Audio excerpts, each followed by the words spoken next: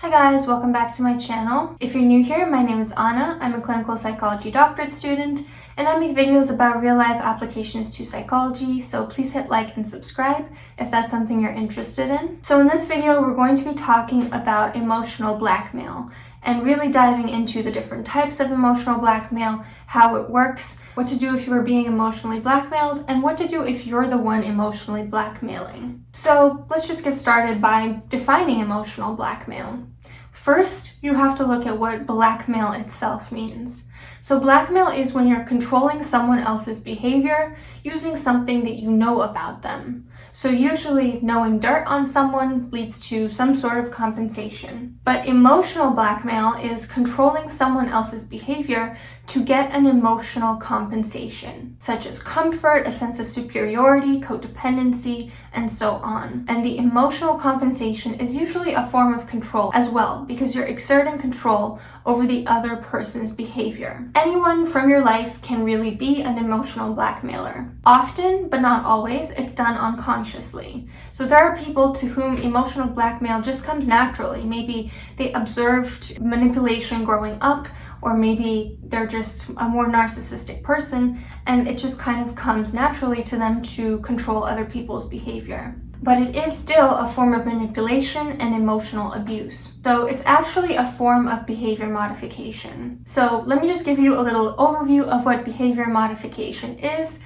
and how it relates to emotional blackmail. So punishment is when you want a behavior to decrease, and reinforcement is when you want a behavior to increase. And the word positive in this case means you are giving something, and the word negative means you're taking something. So it's not like positive as in something good and negative as in something bad. That's not what we're talking about here. So positive punishment is not at all what it sounds like. It's when you do something unpleasant to someone to get them to stop doing something. So for example, saying, if you ever leave me, I'll do something to hurt myself. The behavior that you would be decreasing is the person leaving you, and the punishment would be hurting yourself. So obviously that would be something very punishing to that person. Negative punishment is when you take away something pleasant in order to get someone to stop doing something. So for example, if you don't take my side on this, I will never defend you again. So in this case, the behavior you're trying to decrease is them not taking your side on something. And you're decreasing that by taking away something that they want, which is you defending them in the future. Positive reinforcement is when you give someone a pleasant incentive in order to increase a behavior you want. So for example, if you cut off all ties with your family, we will be so happy together. So the behavior that you're trying to increase is them cutting off all ties with their family. And you're doing this by offering them a pleasant incentive, which is being happy together. Negative reinforcement is when you take away something unpleasant when someone does something that you want them to continue doing.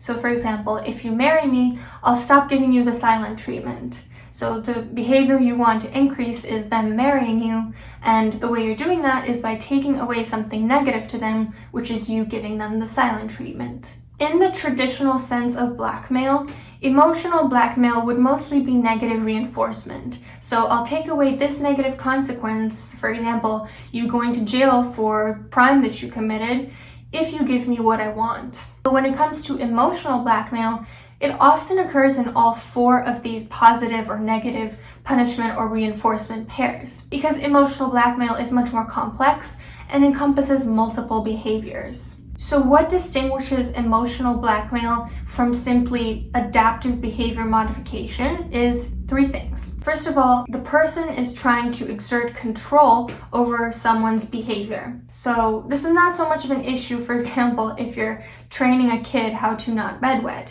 Obviously, some behavior modification and some control over that would be reasonable and adaptive. But if it's not, if we're talking about an autonomous adult who has the right to make their own decisions, then trying to exert control over their behavior is abusive. The second thing is that it's not always reasonable for you to want them to change that particular behavior. So for example, it's reasonable to stop a kid from bedwetting. It's reasonable to want that. But it's not reasonable to want to control how an independent adult chooses to live their life. And third, it has very detrimental psychological consequences like guilt or fear. So if you're trying to figure out whether someone is trying to emotionally blackmail you or just doing some adaptive behavior modification, ask yourself these questions. What type of behavior modification are they trying on me?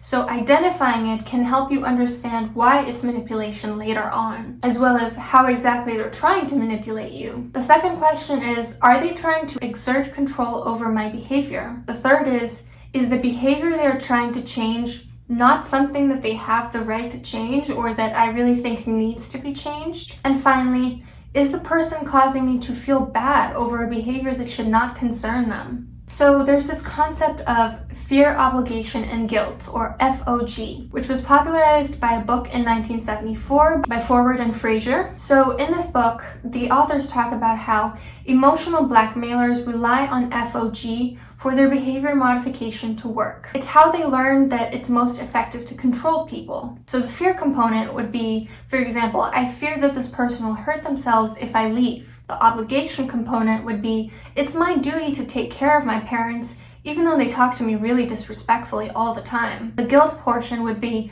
I'm a horrible person if I don't do this. It will be my fault if something bad happens. I could have prevented this, but I'm too busy focusing on my own happiness. Now let's talk about the types of emotional blackmailers, because there are 4 kind of phenotypes of emotional blackmailers, and people usually have a go-to form of emotional blackmail, although they may dabble in many or even all of these. So the first one is a punisher. A punisher somehow threatens emotionally hurting you if you don't do what they want or if you don't stop doing what they want you to stop doing. For example, they might threaten withdrawing affection, stonewalling you, restricting your freedoms, taking something away from you that you enjoy. The second type of emotional blackmailer is a self-punisher. So this is someone that threatens hurting themselves if you don't stop or keep doing something that they don't want. For example, if you don't visit me more often, I won't even try to get out of bed, or I'll keep drinking, or I'll hurt myself. Or, a common one, at least in Eastern European cultures, is when grandmas say, oh, well, I'm so old, I'll probably die soon anyway. The third type is a sufferer. So a sufferer blames you for their emotional suffering or their emotional negative state. For example, if you go out with your friends, I'll be crying at home the whole time. Or if you don't move back in with me, it'll be your fault if I relapse. Or I can't be happy unless you talk to me every single second of the day. And finally, the fourth type of emotional blackmailers are tantalizers. So these are people who kind of dangle a reward in front of you in order to control your behavior. For example, I'll buy you whatever you want if you tell the judge you want me to have full custody of you. Or I'll make you the nicest food if you come home for Thanksgiving. It might not sound bad, but it is a way of tantalizing someone to control their behavior, to get them to do what you want them to do, even if you are offering a reward. It's not the healthiest way to go about it. So what are the stages of emotional blackmail? And I think this is such an important thing to know, because when you're actually in the midst of being emotionally blackmailed, it might be happening so quickly and so confusing that you don't actually realize what's happening. So being really aware of these stages can help you identify which stage you're in when it's happening and how to put an end to it. So stage 1 is usually a demand. For example, I think you should delay your flight and stay here an extra week, with the implicit notion that you will be very upset or sad, or they'll miss you a lot if you don't. Stage 2 is when the other person resists the demand, as it's just maybe unreasonable or it's an attempt at controlling them that they don't like. Stage 3 is then applying pressure. So the emotional blackmailer pressures the other person to give in to their demand, not really caring about the other person's reasoning or emotions, and making them feel scared or obligated or guilty if they continue resisting, and invalidating their reasons for resisting. For example, so what if your cat is there? The cat sitter can stay an extra week. Or what if you start a new job? You can do that over Zoom from here too. Or, so what if you miss your partner? You've been with them all year long and it's not valid for you to want to be with them as much as possible. Then stage 4 is the explicit threat. So if you don't postpone your flight, I will be really sad.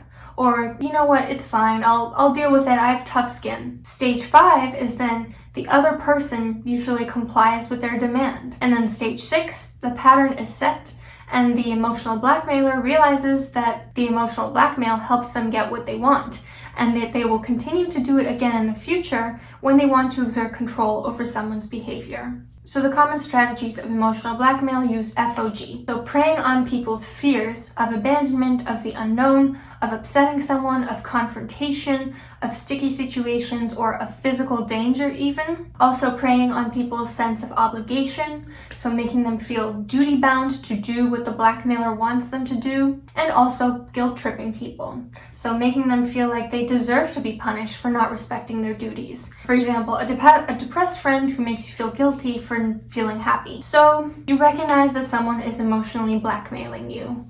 Now what? The first step is realizing that's what's happening, because this will help reduce your FOG and other negative consequences, and it'll make you realize that the reason this person is emotionally blackmailing you is control. And I don't care what culture or family or religion you're a part of, no one has the right to control your behavior if it's not something that directly hurts other people. And I get that this can be confusing because an emotional blackmailer might make you feel like your behavior hurts them, but in reality, the behavior they expect you to change is not something directly linked to them. So let me give an example. Your decision to hang out with a group of friends should not logically cause your significant other to feel sad. It's completely different from, for example, something like hanging out with an ex, which is reasonable logically that it would maybe make them feel jealous or sad. So it's kind of like the emotional blackmailer is forming these connections between things that logically should not be connected.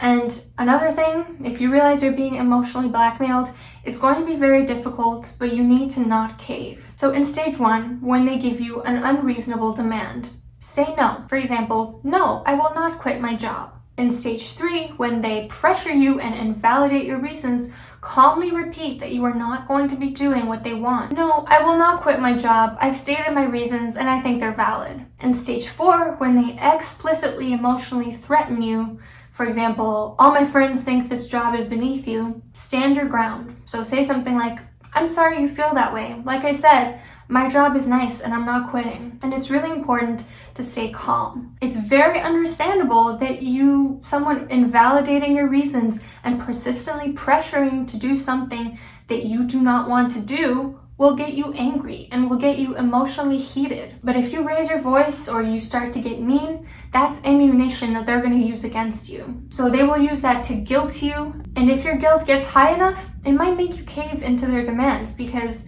you feel so guilty that it's like, maybe they're right, maybe I'm being really unfair to them. Plus, if you're calm and they're escalating simply because you told them no, then it might be more apparent to them that their behavior is not acceptable and that you're not doing anything wrong. You're just saying, no, I don't want to do this thing that you want me to do. If the escalation continues, it might also be worth it to remove yourself from that situation. So walk out of the room or go for a drive or so on. As long as it's not, stonewalling, as long as you're not doing it to punish them, but because you need to get out of a situation that's no longer constructive, let the person calm down until they're ready to talk about this in a more reasonable way. The more you resist the emotional blackmail, the more they will realize that it doesn't work and it's not an effective way to communicate with people, and then they'll stop doing it eventually. Not the first few times, don't expect it to stop right away, but after enough tries, when the blackmailer realizes this is not really getting me the outcome that I want, they might stop. So what if you just listen to this video and you're thinking, damn, I'm kind of a little bit of an emotional blackmailer?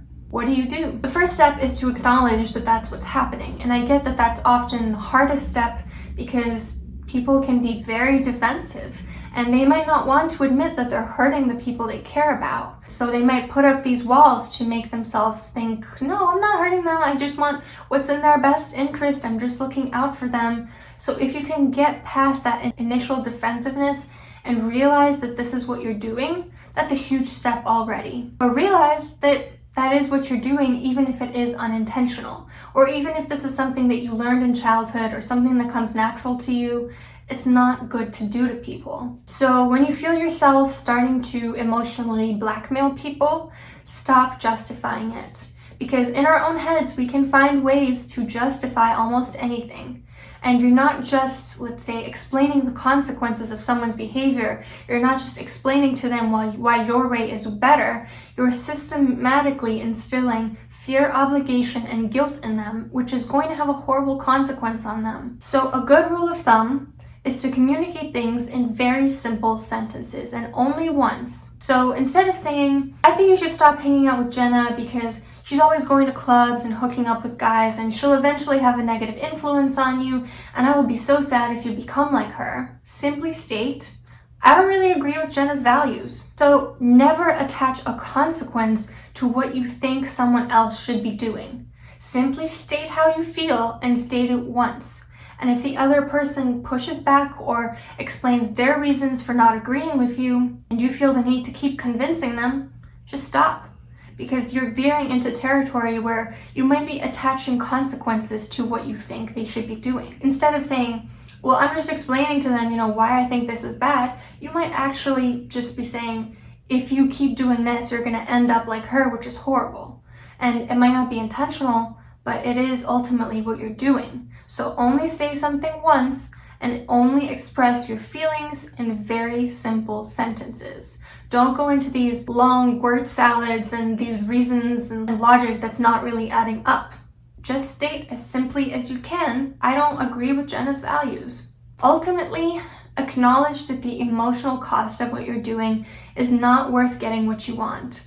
So even if it is an efficient way of controlling people's behaviors for you, it's not ethical. And there will also be people who realize what you're doing. And hopefully everyone who's watching this video will now be one of those people. And those people will not cave into your demands. So ultimately, the emotional blackmail isn't even an effective way to get what you want because it's not going to work on everyone. I want to know, have you ever experienced emotional blackmail and how did you deal with it? What were the most efficient ways of dealing with it for you so that other people can learn and also protect themselves from this? Don't forget to hit like and subscribe, and I'll see you soon.